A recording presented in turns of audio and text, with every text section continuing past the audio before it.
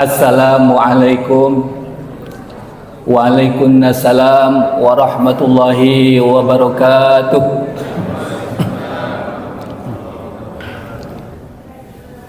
Innal hamdalillah usolli wa usallimu ala Rasulillah wa ala alihi wa ashabihi wa man tabi'a sunnatahu wa jama'atah min yaumina hadza ila yaumin nahdha.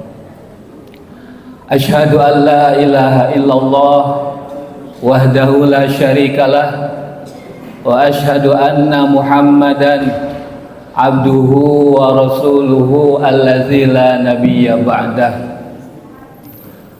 Fa'aqulu qala Allah ta'ala fi muhkami tanzilih a'udzu billahi samiil alim minasy syaithanir rajim. Bismillahirrahmanirrahim. Ya ayyuhalladzina amanu kutiba alaikumus syiyamu kama kutiba alal ladzina min qablikum la'allakum tattaqun. Wa qala aidan inna anzalnahu fi lailatul qadr wa ma adraka ma lailatul qadr ila akhirih. Wa qala Rasulullah sallallahu alaihi wa alihi wasallam la khulufu fami shaimi atyabu indallahi min rihil mis. Wa qala Allah subhanahu wa ta'ala fi hadisil qudsi as-saumu li wa ana ajzi bihi. Masyiral muslimin wa zumratal mu'minina rahimakumullah. Puji dan syukur tiada henti kita sampaikan kepada Allah subhanahu wa ta'ala. Satu di antara alasan kenapa kita harus bersyukur kepada Allah subhanahu wa ta'ala adalah kenyataan bahwa doa kita setidaknya 2 bulan ke belakang dikabulkan oleh Allah subhanahu wa ta'ala. Doa yang dimaksud adalah Allahumma barik lana fi Rajaba wa Sya'bana wa ballighna Ramadan. Dulu 2 bulan ke belakang kita berulang mengucapkan doa itu. Allahumma ya Allah barik lana fi Rajaba. Selagi usia saya ada di bulan Rajab maka berkahilah.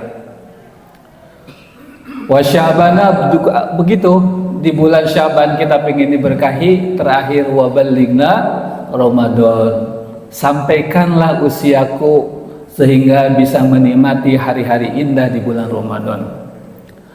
Salawat beserta salam semoga selalu menyertai kekasih kita semuanya, panutan kita semuanya, teladan kita semuanya. Hapunten upami nyeros pakai bahasa Sunda, enteng cermin di mana hari-hari kita habiskan untuk bercermin, dan patokan cermin itu adalah Rasulullah sallallahu alaihi wasallam. Kepada keluarganya, kepada sahabatnya, kepada tabi'in, tabi'ut tabi'in, terutama kepada kita semuanya yang bisa hadir di Masjid Jami Fathul Ummah. Amin ya Allah ya Rabbal alamin.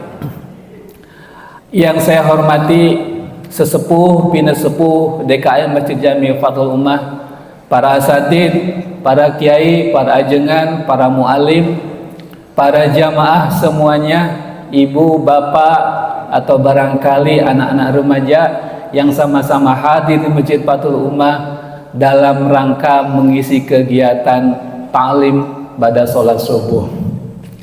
Supaya hadirnya kita di sini dicatat sebagai satu di antara sekian ibadah kepada Allah Subhanahu wa taala.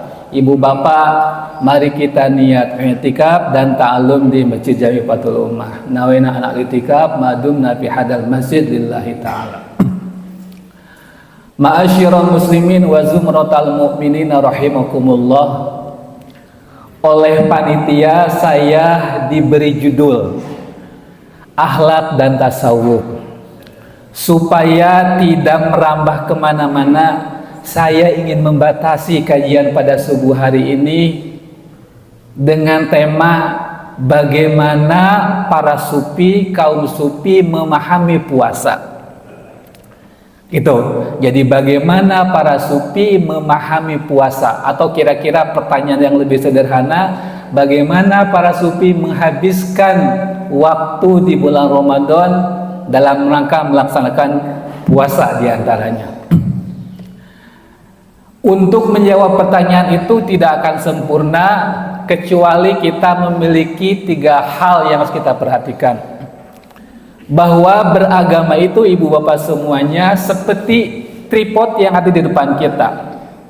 Kakinya ada 3. Kira-kira kalau tripod itu kakinya 2 bisa berdiri nggak Pak? Bisa nggak? Ya dipaksa-paksa bisa sebenarnya, tapi hal yang mustahil gitu. Atau malah kakinya kita bikin satu saja, lebih susah lagi, lebih mustahil lagi. Nah, tripod itu kakinya 3, supaya kamera, HP, dan lain sebagainya, benda yang ada di atasnya bisa tegak berdiri. Satu saja yang tidak berfungsi, itu akan menyebabkan gambar yang ditangkap, video yang ditangkap itu tidak akan maksimal. Kata para ulama, tripod dalam beragama itu isinya adalah: pertama, aspek keimanan; kedua, aplikasi dari keimanan itu, yaitu keberislaman; kemudian yang terakhir adalah ihsan, sebagaimana dinyatakan oleh Rasulullah Shallallahu Alaihi Wasallam, sebagaimana diriwayatkan oleh sahabat Umar bin Khattab. Jadi satu waktu ada orang datang kepada Nabi, akhbirni anil iman. Lalu Nabi menjawab, iman itu adalah ABC ABC. Akhbirni anil Islam, ABC ABC ABC.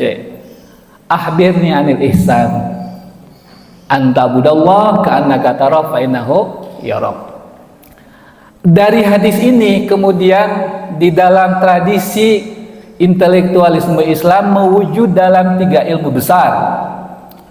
Aspek keimanan dikaji oleh nomenklatur ilmunya itu adalah usuluddin, atau ilmu kalam, atau ilmu teologi begitu.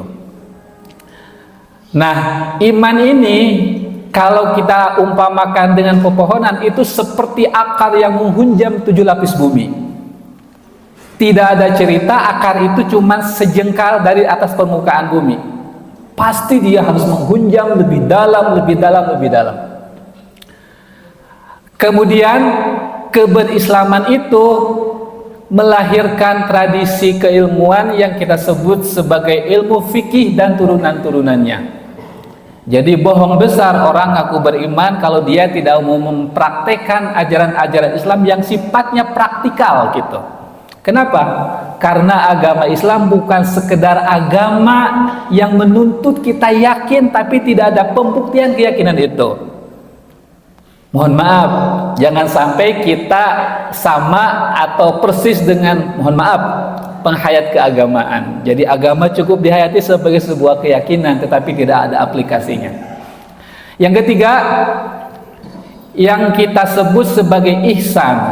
Mohon maaf, kalau iman itu umpama akar yang menghunjam ke dasar bumi, maka keberislaman itu serupa tangkal, serupa dahan, serupa pohon yang menjulang tinggi di atas permukaan tanah. Bohong besar kalau kita mau menanam sesuatu tapi kita tidak menghendaki pohon itu tumbuh besar.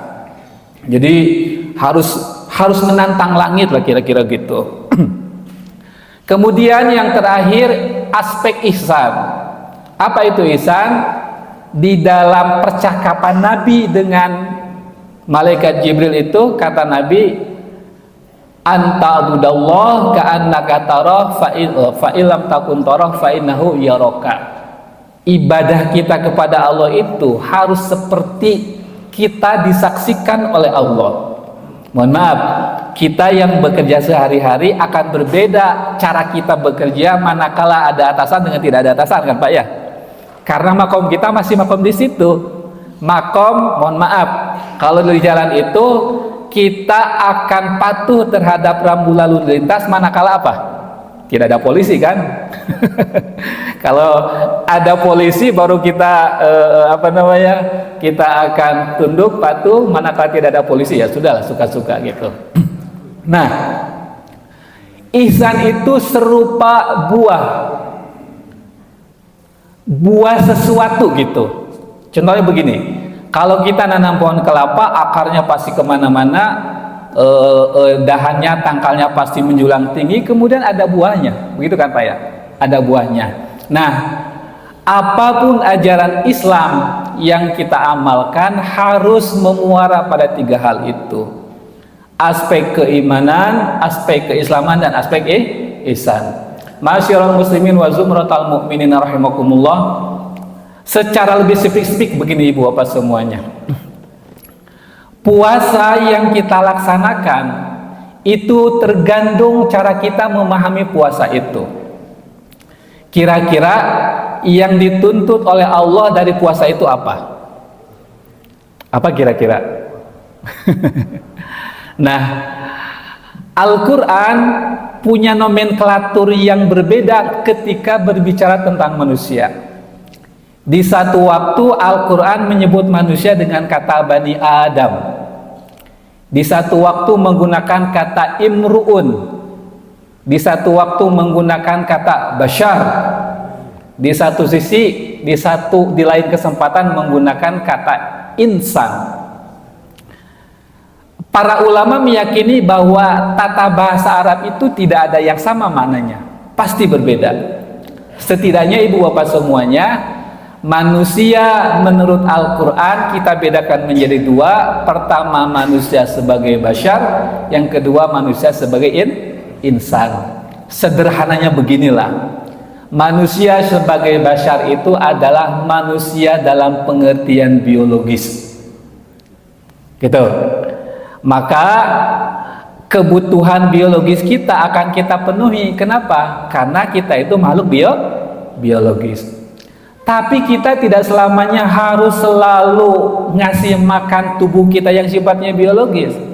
Kenapa?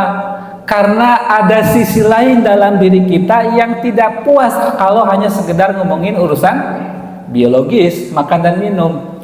Nah, dalam pengertian inilah manusia disebut oleh Al-Quran sebagai insan.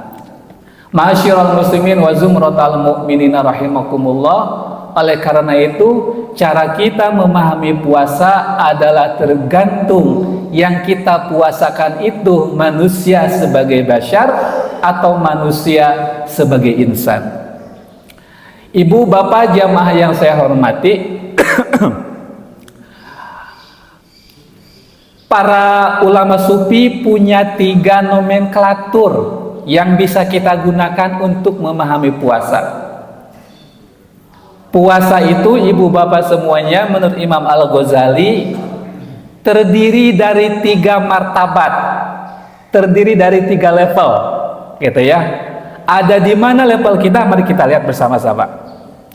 Kata Imam Ghazali, level pertama orang yang puasa itu saumul awami, puasa yang dikerjakan oleh umat Islam yang kategorinya itu awam. Tidak sedang, ini pernyataan ini tidak sedang mengatakan bahwa Islam itu feodal, bapak-bapaknya, tidak. Tapi ini kategorisasi yang memudahkan berada di level mana puasa kita gitu. Nah, puasa awam ini sama atau seperti puasa yang didefinisikan para ulama fikih. Apa itu puasa? Al-imsaku an muftirin, menahan diri dari sesuatu yang membatalkan. 3 paling tidak. Pertama makanan, yang kedua minuman, yang ketiga berhubungan suami istri. Minimal kita melakukan itu, maka puasa kita masuk kategori sah. Gitu. Jadi ibu bapak semuanya, ibadah kita itu pertama bisa kita hukumi sah atau tidak sah ibadah ini. Nah, itu kita sebut perspektifnya perspektif fikih. Nah, kalau beragama ibu bapak semuanya berada di wilayah fikih, seringkali kita berbeda dengan tetangga kita gitu ya. cara menggerakkan tangan, bacaan sholat, aurat sholat, dan lain sebagainya. Biasanya berbeda, tapi nggak jadi soal. Nah, minimal itu Pak. Jadi kita menahan diri dari makan, dari minum, dari melampiaskan hasrat biologis sejak fajar sidik sampai menjelang matahari terbenam. Minimal itu saumul awam, sah, cukup segitu. Tapi kita tidak cukup di situ. Seperti begini Bapak semuanya, kalau kita punya kelapa itu kan terdiri, pertama lapisan paling luar itu kan serabut ya, serabut gitu. Dari kelapa itu apa serabutnya yang kita tuju? Bukan kan? Nah, yang kedua, kelapa itu setelah ada serabutnya itu ada batoknya, yang sering kita gunakan untuk bakar-bakar sate begitu ya. Apakah batoknya itu yang kita maksudkan dari kelapa? Bukan, gitu. Tetapi daging kelapa yang di dalamnya itu, gitu. Nah, mudah-mudahan sampai sini kita sudah punya cukup pemahaman. Oh, ternyata puasa itu leveling gitu ya, ada level-levelnya. Yang kedua, ibu bapak semuanya, puasa menurut Imam Al-Ghazali itu adalah saumul khusus, puasa orang-orang yang agak elit lah, kira-kira gitu bahasa kitanya. Tidak seperti kebanyakan orang, yang penting tidak makan, yang penting tidak minum, yang penting di siang hari kita bisa menjaga diri dari berhubungan biologis, selesai. Sementara kita masih ngomongin orang, masih menghasut, dan perbuatan-perbuatan lainnya seutuhnya belum bisa kita jauhi. Nah, kata Al-Ghazali, orang-orang elit ini puasa bukan sekedar menahan diri dari tidak makan, dari tidak minum, dari tidak berhubungan biologis di siang hari. Lebih dari itu, kaful jawarihi anil athami, anggota tubuh kita dijaga anil athami, dari melakukan tindakan dosa. Beda apa Pak ya? Satu dengan yang dua beda. Oleh karena itu ibu bapak semuanya, tidak heran ketika Nabi menyindir umat Islam, kebanyakan umat Islam, kam min shaimin laisa lahu min siyamihi illal ju' wal 'atash. Kata Nabi, ada banyak umat muslim, ada banyak orang Bandung yang melaksanakan puasa, tetapi yang dia dapatkan dari puasanya illal ju', hanya rasa lapar yang berkepanjangan selama kurang lebih 10, 11, 12 jam, wal 'atash, dan rasa dahaga. Dari sinilah ibu bapak semuanya, ibadah itu pertama itu sah tidak sah, yang kedua patokannya apakah ibadah itu diterima atau ditolak. Orang yang masih berada pada level pertama itu, yang penting malu berkewajiban gitulah, yang penting mah puasa, tidak makan tidak minum, hal-hal di luar itu belum menjadi perhatiannya, gitu ya. Jadi bisa jadi puasa kita itu jadi, tetapi tidak mendapatkan apa-apa, gitu. Seperti begini ibu bapak semuanya, ibu-ibu di dapur masak buat suaminya, buat keluarganya. Apakah setiap masakan yang ibu hidangkan di meja di dapur itu dimakan oleh suami kita?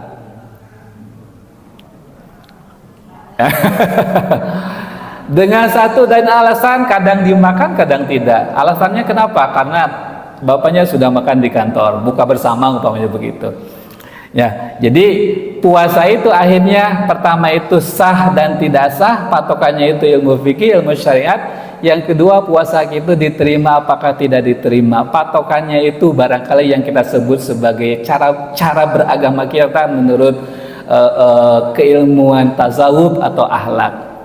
Ma'asyiral muslimin wa zumratal mu'minin rahimakumullah, setidaknya kata Nabi, sebagaimana hadis diriwayatkan di dalam Imam Ad-Dailami, hamsun yubtirna as-shaima, ada 5 hal yang membatalkan pahala puasa. Jadi bukan membatalkan puasanya dalam kurung, membatalkan dalam kurung pahala puasa. Apa saja itu? Kita lihat. Yang pertama, al-ghibatu, gibah, ngomongin orang, ngebisiki tetangga, ngebisiki dunungan kita di tempat kerja, dan mana-mana yang serupa lah gitu. Kira-kira puasa kita sudah sampai pada level ini belum Pak, Ibu? Sedang mengusahakan. Yang kedua, yang membatalkan pahala puasa itu wan namimatu, mengadu domba. Mohon maaf, makanya dulu yang pilpres yang waktu kapan itu mungkin sengaja KPU itu menyimpan pilpresnya itu pilkada itu menjelang puasa. Kenapa? Karena kegaduhannya setidaknya bisa diredam oleh ibadah yang bernama puasa gitu ya. Jadi yang kedua yang membatalkan pahala puasa itu adalah an-namimah, mengadu domba. Bagi kita yang punya pikiran yang tidak jernih, hati yang tidak bening, barangkali kita punya cukup alasan untuk membuat 2, 3 orang atau 3 kelompok menjadi berantem. Karena di pikiran kita, di hati kita ada hal-hal yang tidak jernih, yang tidak bersih. Nah, ibu bapak, puasa mengajarkan bagaimana kita itu bisa pertama tidak ghibah, yang kedua tidak mengadu domba. Yang ketiga yang membatalkan puasa itu al-kizbu, tindakan berdusta. Mudah-mudah susah Pak ya, terutama bagi kita barangkali yang pleaser people, orang yang tidak bisa bilang enggak ke orang gitu, padahal hatinya gak enak gitu. Jadi berdusta itu membatalkan tanda petik pahala puasa. Tinggal nanti kita cari korelasinya, apa hubungannya puasa dengan tidak ghibah, dengan tidak mengadu domba, dengan tidak berdusta. Sekitar dulu Pak. Yang keempat yang membatalkan puasa itu apa lagi ya?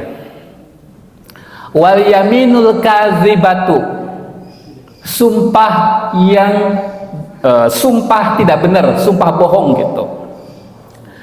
Ibu bapak semuanya, oleh karena itu bagi kalangan sufi puasa itu bukan sekedar tidak makan tidak minum. Kenapa? Kalau itu patokannya, anak 12 tahun bisa melakukannya. Kita yang sudah puasa, mohon maaf, bagi bapak ibu yang usianya 70, kira-kira sudah berapa puluh kali puasa ibu bapak? 30, 40, 50? Cek bahasa Sunda nama urang soleh ayeuna teh kan sesa teu ecereug banyak. Teu ecereugna baheula sabaraha tahun tah ibu-ibu? Ya masa-masa gadis gitu ya, mungkin dibuat 30 ke bawah. Tapi sekarang kita menjadi manusia rohani. Betul ya, menjadi manusia rohani, bahwa ketika kita berada di masjid, berada di halaqah ilmu, mendengarkan petuah-petuah dan mauidhah hasanah, kita menemukan kedamaian di situ. Dulu yang menjadi patokan kita selalu enak dan tidak enak. Kalau makan, cari makanan yang paling enak, paling mahal dan tidak ada diskonnya. Gitu kan. Jadi cari makanan paling enak, paling mahal yang tidak ada diskonnya. Tetapi seiring waktu ternyata itu pola hidup yang tidak sehat. Ternyata makan itu sederhana saja. Ibu bapak semuanya, kalau ngomongin makan, kira-kira perut kita itu rewel enggak? Enggak, diisi apapun dia nerima. Oleh karena itu kata beberapa ulama sufi, lidah kita itu dipinjami oleh nafsu untuk merasa tidak cukup untuk apapun yang kita makan. Betul Pak ya? Kan perut kita itu kan tahu diri, ada kapasitasnya. Cek orang Sunama, jangan sampai makan itu kemerkaan. Kenapa? Karena perut kita itu punya kapasitas berapa liter air yang bisa masuk, berapa banyak makanan yang bisa masuk. Di luar itu kan itu urusan nafsu, Bapak Ibu semuanya. Ma'asyiral muslimin wa zumratal mu'minin rahimakumullah. Jadi itu bagaimana orang sufi memahami puasa.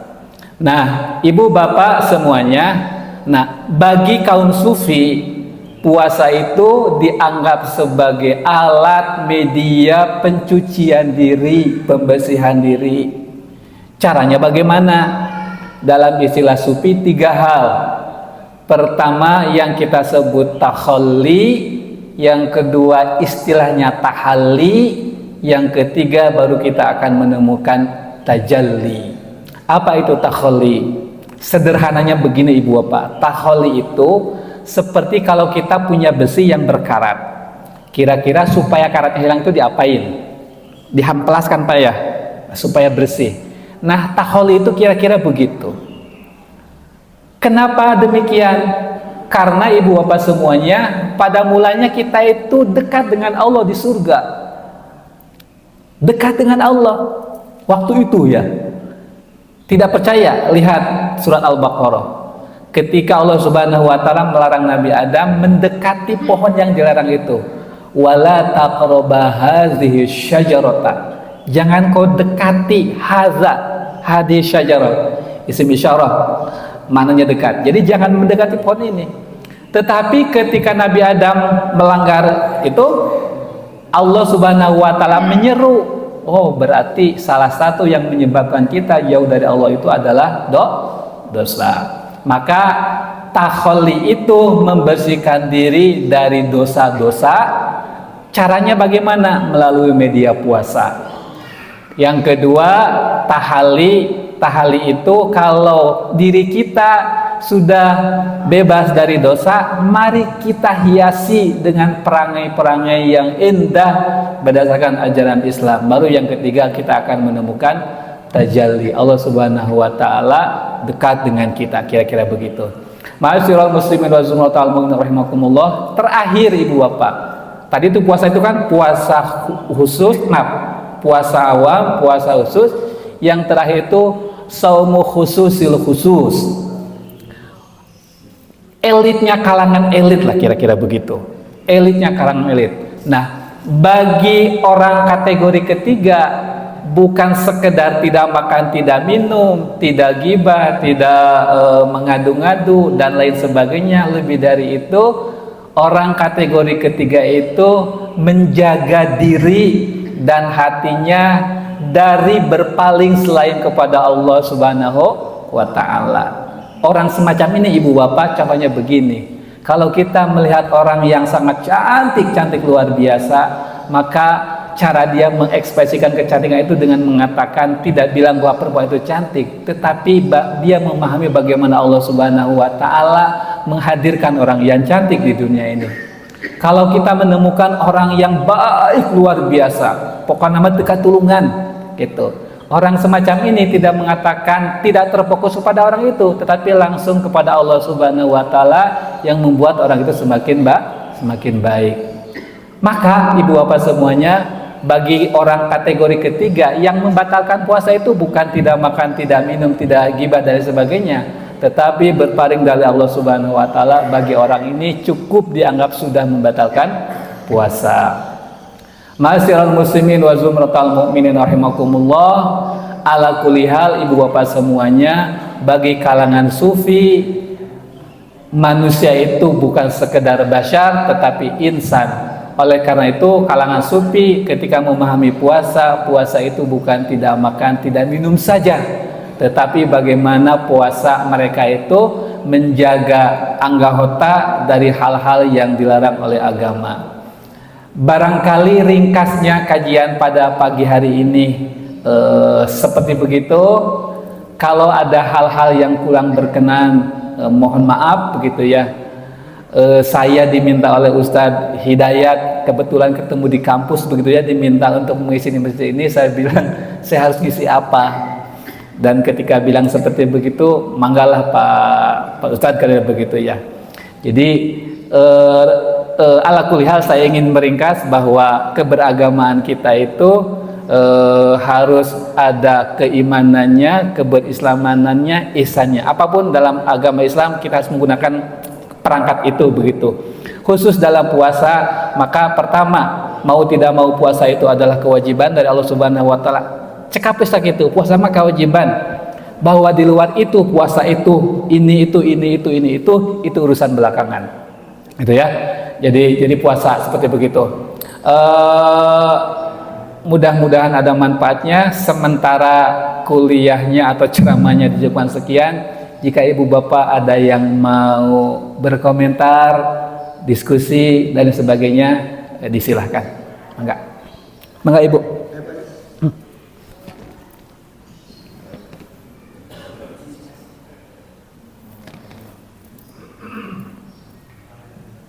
Assalamualaikum warahmatullahi wabarakatuh. Waalaikumsalam warahmatullahi wabarakatuh. Yang ingin saya tanyakan, mungkin kalau sufi itu orangnya, ya, dan tasawuf adalah ajarannya atau ilmu atau kebal. Nah, yang ingin saya tanyakan, bagaimana kita bisa melihat bahwa orang itu sudah tingkatan sufi? Jadi apakah ada ciri-ciri tersendiri dari orang tersebut? Itu saja yang saya tanya. Oke, terima kasih. Apakah ada ciri-ciri orang itu dianggap sebagai seorang sufi? Ibu bapak semuanya, sufi itu bukan kalangan elit dalam beragama, enggak bu. Kalau sufi itu ya manusia seperti biasa, kayak kita-kita ini begitu ya.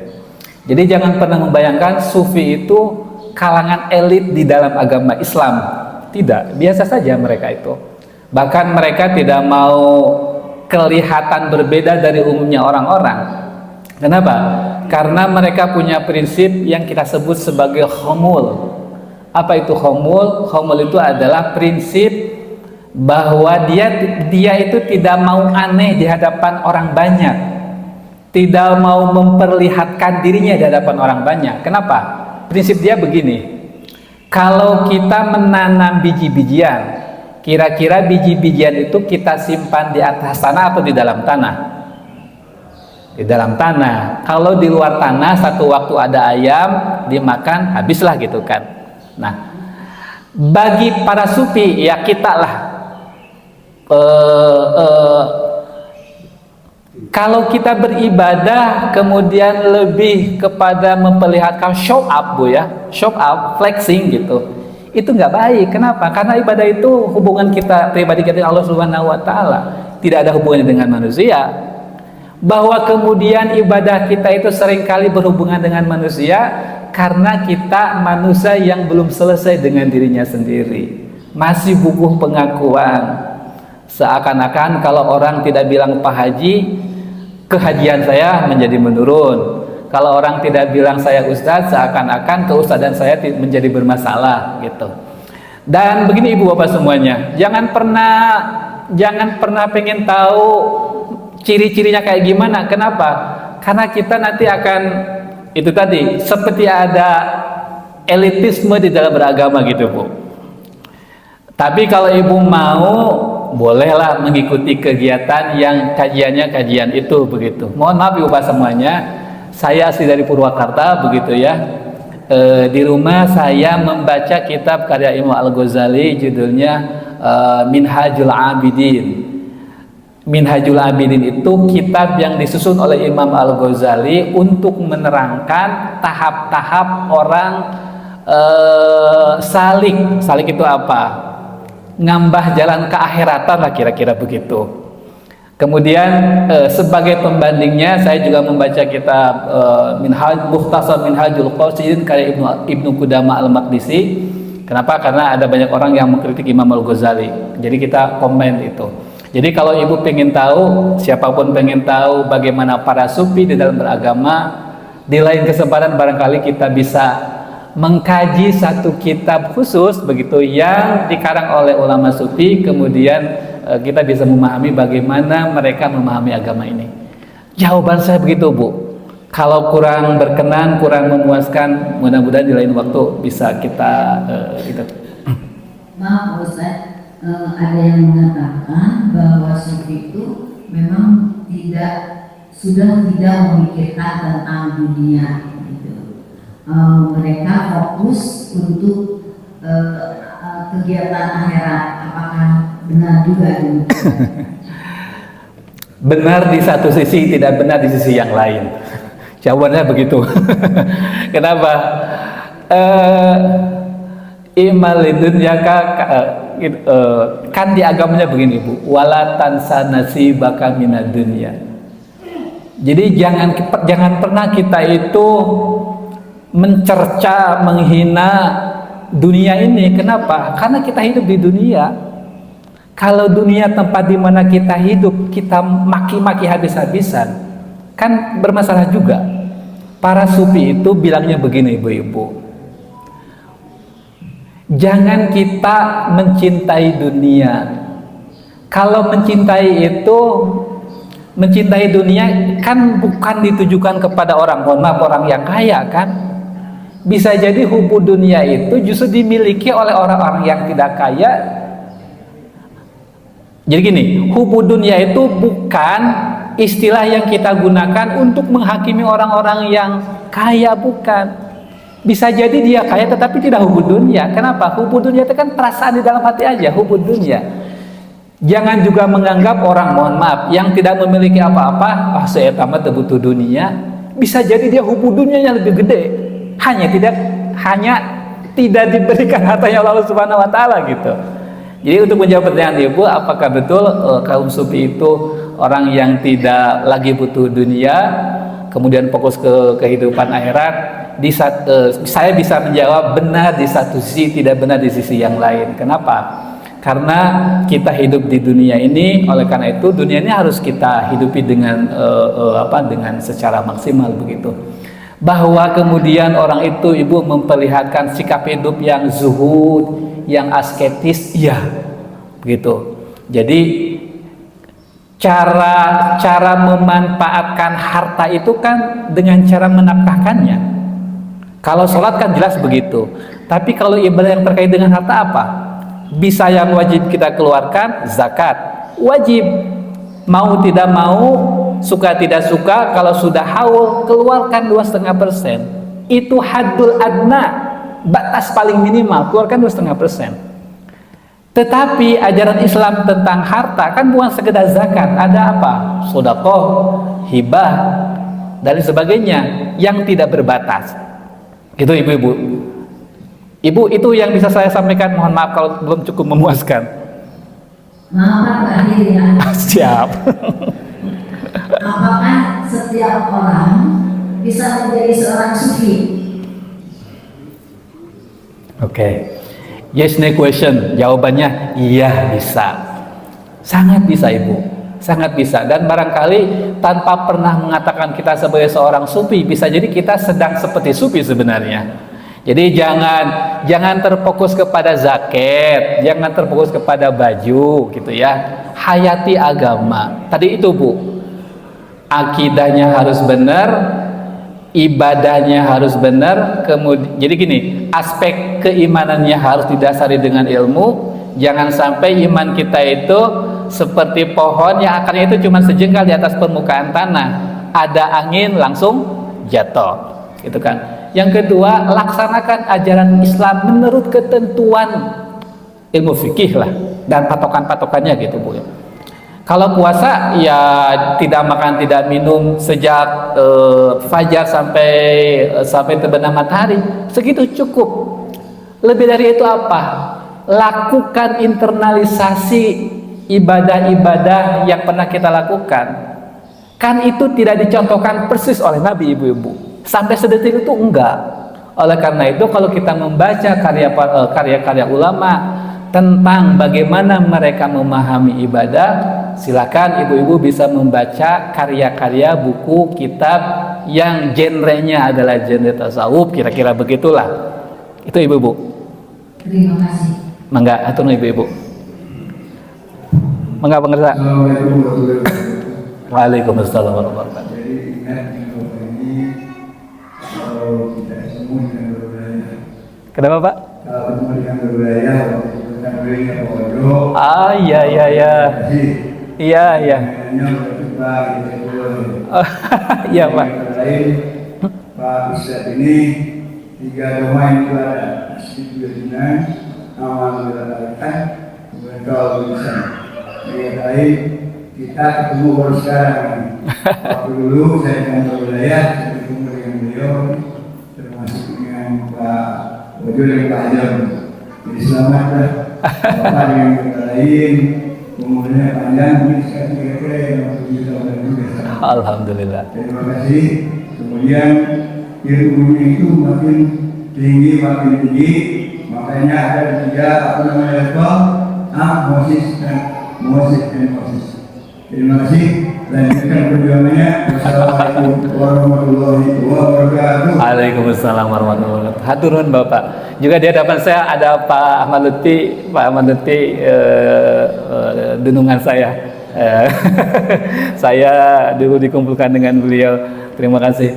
Jadi Bapak semuanya, barangkali itu akhir kuliah subuh pada pagi hari ini. Saya tidak hendak sedang mengajari terbang kepada burung, tidak sedang mengajari berenang kepada ikan. Saya hanya menyampaikan apa yang pernah saya baca, beberapa pernah saya alami, selebihnya harus saya laksanakan. Mudah-mudahan kuliah pagi hari ini membawa berkah kepada para guru, kepada sepuh, bini sepuh. Mudah-mudahan kita bisa menghabiskan Ramadan kita dengan nilai yang lebih maksimal lagi. Hadanallahu wa iyyakum. Saya tutup dengan membaca hamdalah secara bersama-sama. Alhamdulillahirabbil alamin. Subhanakallahumma wa bihamdika asyhadu an la ilaha illa anta astaghfiruka wa atubu ilaik. Walaupun minkum wallahu muwaffiq ila aqwamit thoriq. Wassalamu alaikum warahmatullahi taala wabarakatuh.